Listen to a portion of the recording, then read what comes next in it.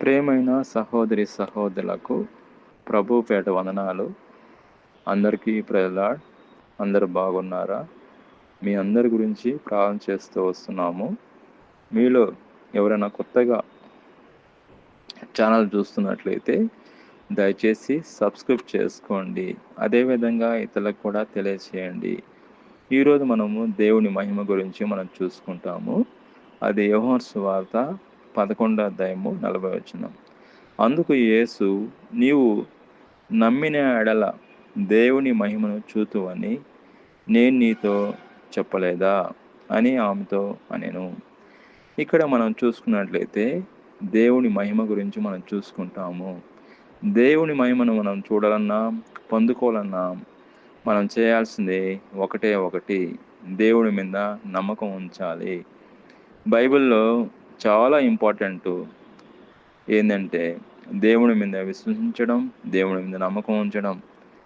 అదేవిధంగా మనం చూసుకున్నట్లయితే దేవుడి మీద మనం విశ్వసించినట్ల, నమ్మకం ఉంచినట్ల దేవుడు అనేకమైన అద్భుతాలు మన జీవితంలో చేస్తాడండి. మనం నమ్మకపోతే మనం సమస్యలను చూస్తాము, అనారోగ్యాన్ని చూస్తాము, కష్టాలను చూస్తాము, శ్రమలను చూస్తాము. మనం దేవుడి మీద ఆధారపడితే, దేవుడి మీద విశ్వసించినట్ల దేవుడు తప్పకుండా మన జీవితంలో ఆయన అద్భుతాలు చేస్తాడు.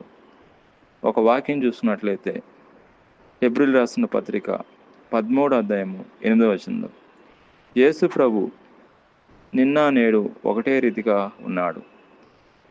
కాలాలు మారిపోతాయి కానీ, గవర్నమెంట్లు మారిపోతాయి కానీ దేవుడు మాత్రం మారని దేవుడు. మనుషులు మారిపోతారు కానీ దేవుడు మాత్రం మారని దేవుడు. ఆయన నిన్న నేడు ఏకరీతిగా ఉన్న దేవుడు, సజీవుడున్న దేవుడు, సర్వశక్తిమంతుడైన దేవుడు, అద్భుతాలు చేసే దేవుడు. మనం విశ్వసించడమే, నమ్మకం ఉంచడమే, దేవుడి మీద ఆధారపడమే ఇంపార్టెంట్.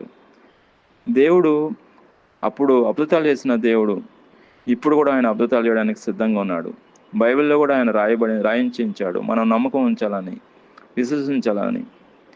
ఇక్కడ వాక్యంలో చూసినట్లయితే యోహాను సువార్త 2వ అధ్యాయం 1 నుంచి 10 వచనాలు మనం చూసుకున్నట్లయితే, 1వ వచనాలు మనం చూసుకున్నట్లయితే, గలిలయలోని కానా అనే ఊరిలో ఒక వివాహం జరిగెను. ఒక వివాహం జరుగుతుందండి. అక్కడ ఆ వివాహానికి యేసుక్రీస్తు ప్రభు, ఆయన శిష్యులు, మరియమ్మ అక్కడ ఆహ్వానించబడినారు. చూసుకున్నట్లయితే అక్కడ పెళ్లి జరుగుతున్నప్పుడు పెళ్లిలో మధ్యలో అక్కడ ద్రాక్షరసం అయిపోయింది. ద్రాక్షరసం అయిపోయిన తర్వాత మరియమ్మ యేసుప్రభు దగ్గరికి వచ్చి ద్రాక్షరసం అయిపోయిందని చెప్పినప్పుడు యేసుప్రభు ఏం చేశాడంటే 6వ వచనంలో చూసినట్లయితే 6 రాతి బాణలు అక్కడ ఉంచబడి ఉండెను. 7వ వచనంలో యేసు ఆ బాణల్లో నీళ్ళతో నింపుడని వారితో చెప్పగా వారు వాటిని అంచుల మట్టుకు నింపిరి. వారు అనగా ఎవరంటే, వారితో అంటే పరిచారకులండి. యేసు ప్రభువుకి అక్కడ పరిచారకులు ఉన్నారు. పరిచారకులు చెప్తే వాళ్ళు నీటిని అంచుల మట్టుకు నింపారు. 8వ వచనం, అప్పుడు ఆయన వారితో, మీరిప్పుడు ముంచి విందు ప్రధాని యొద్దకు తీసుకొని పోవడని చెప్పగా వారు తీసుకొని పోయిరి. ఎంత వండరండి చేయండి. పరిచారకులు ఏమాత్రము వాళ్ళు అపనమ్మకం పెట్టుకోలేదు. యేసు ప్రభు చెప్పింది పరిచారకులు చేశారండి. 9వ వచనంలో చూసినట్లయితే, ఆ ద్రాక్షరసం ఎక్కడి నుండి వచ్చునో ఆ నీళ్లు ముంచి తీసుకొని పోయిన పరిచారకులకే తెలిసినదని కానీ విందు ప్రధానికి తెలియకపోయాను గనుక ద్రాక్షారసము ఆ నీళ్లను రుచి చూసినప్పుడు ఆ విందు ప్రధాని పెండ్లి కుమారుని పిలిచి, 10వ వచనం చూడండి, ప్రతివాడు మొదట మంచి ద్రాక్షరసం పోసి జనులు మత్తుగా ఉన్నప్పుడు జబ్బు రసము పోయిను.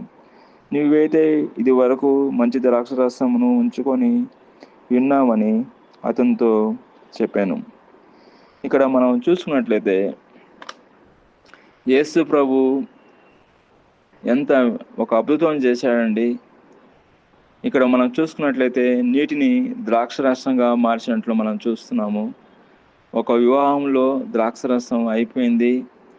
అయినప్పటికీ అక్కడ ఎవరికి తెలియదండి, పరిచారకులకి తెలుసు, యేసు ప్రభువుకు తెలుసు. నీటిని ద్రాక్షరసంగా ఆడ మారినట్లు మనం చూస్తున్నాం. విందు ప్రధాని ఆయన టేస్ట్ చూసి ఎంతో ఆయన మెచ్చుకుని పెళ్లి కుమారుని పిలుచుకొని ఆడ మెచ్చుకున్నట్లు మనం చూస్తాం. అక్కడ అందరూ మంచిగా ఉన్నప్పుడు బాగా చేస్తుంది, మత్తుగా ఉన్నప్పుడు జబ్బురసం పోస్తారని అంటుంది. ఇక్కడైతే అంతా మంచి ద్రాక్షరసం ఉందని పొగుడుతున్నాడు.